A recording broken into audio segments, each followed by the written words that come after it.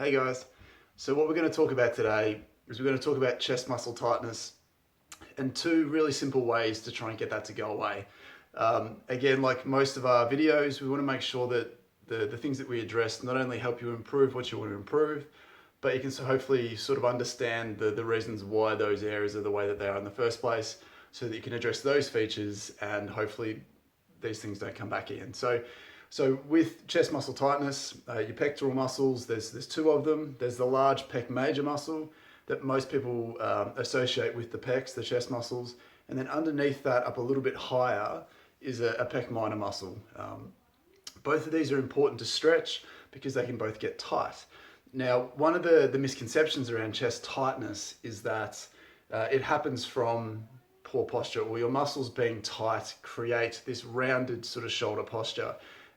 It makes perfect sense, of course, because if you are tight at the front, it is going to drag those shoulders forward, and it's going to put you in a less than perfect shoulder position, so that if you're doing something with your shoulder, it's more likely to set it up to fail. But a lot of the time we actually miss a step in that process, or there's a step before that tends to be the reason why it happens. So what we often find is that it's potentially the other way around, so that when you're it's still very closely linked to your posture, but it doesn't cause poor posture at the beginning. It's often a consequence of poor posture. So if you take the standard desk position, phone position, the position where we're sort of rounded, gravity acting down on the shoulder, our arms hanging basically off our neck and shoulders and spine, over time, that tissue is forced to get tight to support that shape.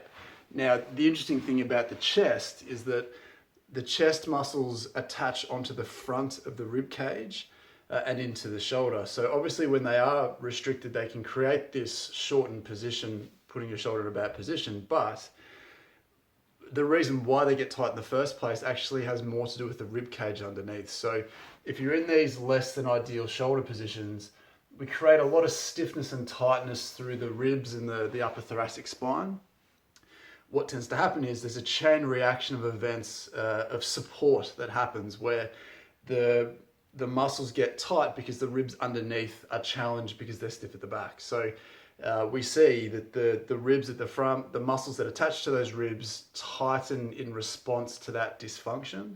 So not only do we want to show you how to stretch this tightness to undo that tightness, but we also need to make sure that the upper back is loose and in a better position.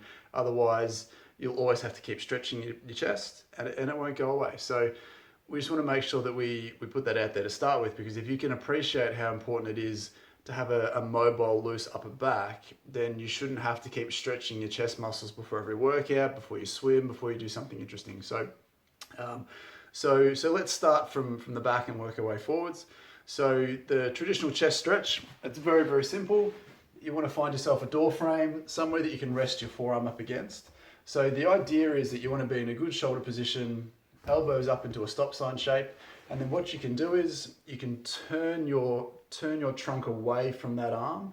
You should feel a nice stretch into the bulk of your chest, from your sort of nipple up in that area. So what you can do is you can then sort of tilt your shoulder forwards. And what that does is, by tilting that shoulder, you can then start to bias the muscles up a little bit higher, more that pec minor, as it sort of attaches to the top of your rib cage. So the idea with any stretch is that you want to make sure that you're putting yourself in a position where you feel some tightness. You then want to hunt around to see where the best version of your tightness is.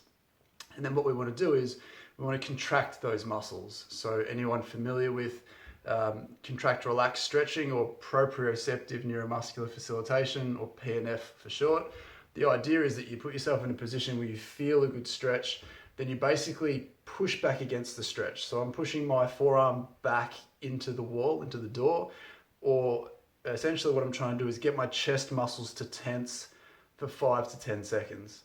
And once you've done that, then you want to relax. So you don't want to come off the stretch, but you want to get into the stretch, tense and hold it, make those muscles contract, get your brain involved, then stop contracting, hold that lengthened position, and then just see if you can go further again. And what you should often find is that immediately that there's an increase in your mobility, because those tissues have given in that moment. So for me, I'm in sort of the end of my range at the moment. if I squeeze and tense for 5 seconds and then relax, I can then just eke out a little bit more than I did before. And then what you should find is that things move further. So because it's intrinsically linked to your shoulder motion, for me, I should have done this to start with, but it just goes further than it did before. Now, so this position, again, in the spirit of trying to find where your best tightness is, most people should start down here, but what you'll find is if you reach your arm up a little bit higher and then do the same thing, so twisting away, you should hit a different piece of the musculature. So again, anywhere in this range, you want to go looking for where your tightness is. So again, you want to hold that for sort of anywhere between 30 seconds to 2 minutes, depending on how it feels. Make sure that you do a test before and afterwards to make sure that you see a change straight away, because you should always see change if there's change. And you want to make sure that you're doing that regularly, so that tissue gives and gives and gives, and you're left with a more mobile chest, a more sort of elongated in its more sort of natural state. So putting a pin in that, so if you think of that as a symptomatic stretch, so you're just trying to undo what's occurred. So that muscle's tightened, you're trying to undo that tightness. But we need to always make sure that we're addressing the reason for that tightness. And as we said before, the most common reason for tight chest muscles is a stiff upper back, because of that chain reaction of events that asks that muscle to be tight to support something dysfunctional at the back. So as always, we can take the trusty lacrosse ball, tennis ball, whatever ball you feel is comfortable. We want to basically place this in between your shoulder blades. So traditionally, shoulder blades up is where you'd want to be looking, either side of that spine. So if the spine's down the middle, if you start in the middle and roll off to one side, within no time at all, you should be able to find some spots that feel stiff and tender. So again, what we want to do is we want to move it around. Feel like something's a bit stiff. Again, it may be on the same side, it may not, doesn't necessarily matter too much, but we're trying to find something that feels restricted, something that's telling your body that it needs some support at the front. And then once you've found that, make sure you can take some deep breaths. So I'm on a spot at the moment that feels a little bit stiff, basically just sort of in between my shoulder blade and the spine. There's a little bit of a window there.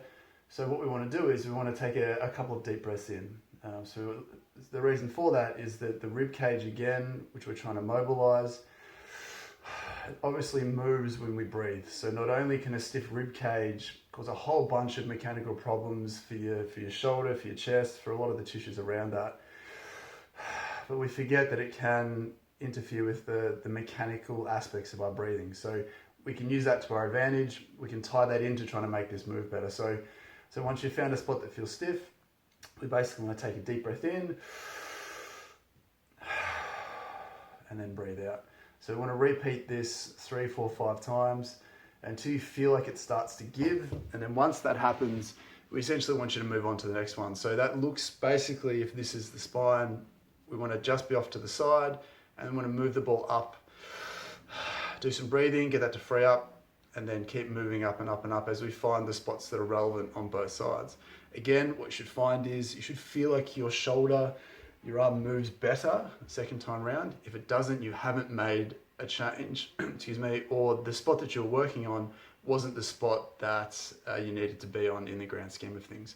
So just with those 2 simple exercises, the chest stretch, the standard pec stretch, and a mobility exercise for your upper back, you should find that in a short amount of time, possibly 1 day, 2 days, 3 days, depending on how stiff you start out to be, you should hopefully feel like those tissues are freed up and they stay free. You shouldn't feel like you have to keep doing these exercises. Now, if you feel like things do keep stiffening up again, then that tells us that the positions that created those that dysfunction, that stiffness in the first place, is still present in your day. So if your day-to-day routine involves sitting down on the couch, commuting, driving long distances, if you work from home, if you sit at a desk, whatever you might find you invest your time into, make sure that the longest amount of time, or the thing that you're doing for the longest amount of time, is done in a good position. And if your shoulders aren't back, if they're not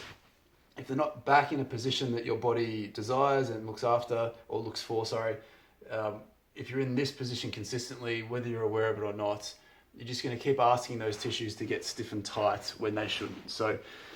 So again, hopefully there's a few little things there. If you're a swimmer, if you're someone who throws, if you're someone who just wants normal shoulder function, if you have shoulder pain, those two simple exercises can be a really strong help to you conquering that issue in the short term, but then also long term to make sure that it goes away and it stays away. So as always, the positions that you get into day to day count, and often the muscles and the tissues that we're trying to mobilize and stretch are really just an expression of that dysfunctional positioning. So whether your pain comes on quickly or it comes on slowly, if you're aware of what triggered it or you're not aware of what triggered it, ultimately there's some basic sort of really unsexy, boring things in the background that build up over time that set that up to fail when it does. So some chest stretching and some upper back mobility work can be two really important features that can help you continue to do what you want to do and resolve your pain and dysfunction. So please let us know if you have any questions. Let us know in the comments below. Please consider sort of sharing this around so that other people can benefit from this. But until next time, we'll see you soon. Bye.